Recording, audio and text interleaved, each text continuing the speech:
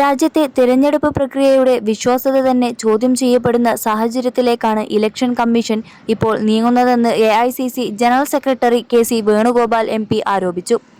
രാഷ്ട്രീയ കക്ഷികളെ കൈകാര്യം ചെയ്യുന്നതിൽ കമ്മീഷൻ വ്യക്തമായ വിവേചനം കാണിക്കുന്നുവെന്നും ഈ നിലപാടുകൾക്കെതിരെ കോൺഗ്രസ് പ്രതിഷേധം ശക്തമാക്കുമെന്നും KC മുന്നറിയിപ്പ് നൽകി. രാജ്യത്തെ തെരഞ്ഞെടുപ്പ് കമ്മീഷൻ പൂർണ്ണമായും BJPയുടെ ഒരു ഡിപ്പാർട്ട്മെന്റായി മാറി. പെരുമാറ്റച്ചട്ട ലംഘനവും അവകാശ ലംഘനവും നടത്തിയ പ്രധാനമന്ത്രിക്ക് കമ്മീഷൻ ക്ലീൻ ചീറ്റ് നൽകിയിരിക്കുകയാണ്.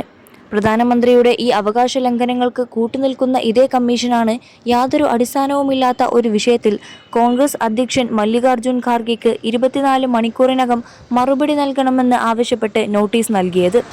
തെരഞ്ഞെടുപ്പ് കമ്മീഷന്റെ ഇത്തരം നടപടികളെ ജനങ്ങളുടെ മുന്നിൽ കോൺഗ്രസ് തുറന്നുകാട്ടും. പ്രധാനമന്ത്രിക്കെതിരെ തെരഞ്ഞെടുപ്പ് കമ്മീഷന് നൽകിയ പരാതിയിൽ കമ്മീഷൻ നടപടി സ്വീകരിച്ചില്ല.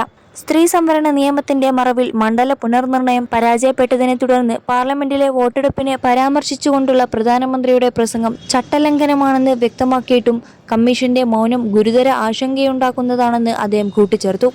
പ്രധാനമന്ത്രി തന്റെ പ്രസംഗത്തിൽ നിരവധി തവണ കോൺഗ്രസിന്റെ പേര് പറഞ്ഞ് പ്രസംഗിച്ചത് തെരഞ്ഞെടുപ്പ് ചട്ടലംഘനമാണെന്നും KC വേണുഗോപാൽ ചൂണ്ടിക്കാട്ടി.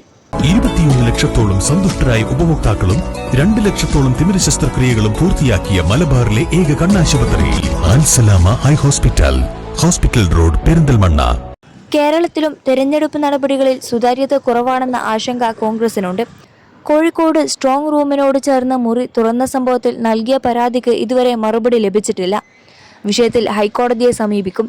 സംസ്ഥാനത്തെ മറ്റ് സ്ഥലങ്ങളിലും സമാന സംഭവങ്ങൾ റിപ്പോർട്ട് ചെയ്തിട്ടുണ്ടെന്നും അദ്ദേഹം പറഞ്ഞു.